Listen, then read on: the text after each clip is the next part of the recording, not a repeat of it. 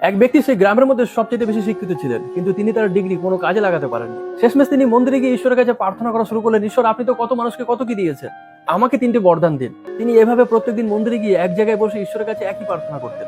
3-4 বছর এভাবে প্রার্থনা করার পর ঈশ্বর ভাবলো না, সত্যি ওকে কিছু আমার দেওয়া দরকার। শেষমেশ তিনি যখন মন্দির থেকে বেরিয়ে একদিন বাড়ি ফিরছেন, সে সময় ঈশ্বর ওনাকে একদিন রাস্তায় দর্শন দিলেন।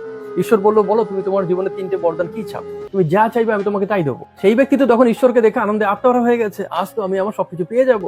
তখন ঈশ্বরকে পেয়ে তিনি বলছেন, ঈশ্বর আপনি জানেন ছোটবেলা আমার এইভাবে কেটেছে, বড় হয়েছে আমার এই হয়েছে এই হয়েছে। এসব গল্প করতে করতে ঈশ্বর আর তিনি ওনাদের বাড়ির সামনে রাস্তায় পৌঁছে গেলেন। সেই সময় সেই ব্যক্তি ডান দিকে একটা বাড়ি দেখিয়ে ঈশ্বরকে বললো, ঈশ্বর আমি আপনাকে বলছিলাম না যে ক্লাস 8 পর্যন্ত পড়ে যে একটা ছেলে ছাগলের ব্যবসা করে কয়েক কোটি টাকা কামিয়ে ফেলেছে, এই সেই বাড়িটা। এই ব্যক্তি এত টাকা পয়সার যোগ্য না, আপনি ভুল মানুষকে এত টাকা পয়সা দিয়ে ফেলেছেন, আপনি এর অর্ধেক সম্পত্তি নিয়ে নেন। ঈশ্বর বলল, আচ্ছা ঠিক আছে। তারপরে তিনি বাদিকে একটা বাড়ি দেখিয়ে ঈশ্বরকে বললেন, ঈশ্বর আমি আপনাকে বলছিলাম না যে আমাদের গ্রামে একটা মূর্খ পালোয়ান আছে, গ্রামের মানুষ সবাই তাকে ভয় পায়, এই ব্যক্তি আমার সামনেও মাথা নত করে না, ও আমাকেও সম্মান করে না, আমি চাই আপনি ওর শক্তি কেড়ে নেন, ও যেন আমার সামনে মাথা নত করে।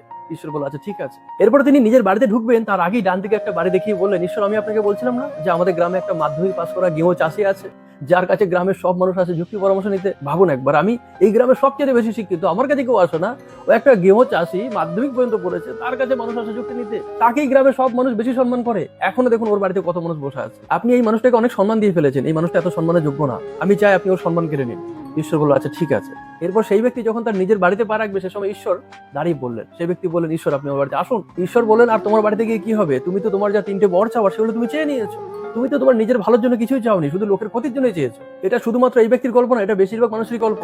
আজ বেশিরভাগ মানুষ নিজের কিভাবে উন্নতি হবে তার থেকে বেশি চিন্তা করে অন্যের কিভাবে ক্ষতি করা যায়, নিজেকে কিভাবে রাজা করা যায় সেই চিন্তা না করে অন্যকে কিভাবে ভিখারি করা যায় সেই চিন্তা বেশি করে, নিজের মান সম্মান কিভাবে বাড়ানো যায় সেই চিন্তা না করে অন্যের মান সম্মান কিভাবে কমানো যায় সেই চিন্তা করে। আপনি যদি প্রত্যেকদিন 1 ঘন্টা অন্য কাউকে নিয়ে ভাবেন, তাহলে সেই 1 ঘন্টা আপনার জীবনে কোনো রকম উন্নতি হলো না, কিন্তু সেই 1 ঘন্টা যদি আপনি আপনাকে নিয়ে ভাবেন, সেখানে আপনার জীবনে কিছুটা হলেও উন্নতি হবে। ঈশ্বর তো দয়াময়, ঈশ্বরের কাছে আপনি যা চাইবেন তাই পাবেন।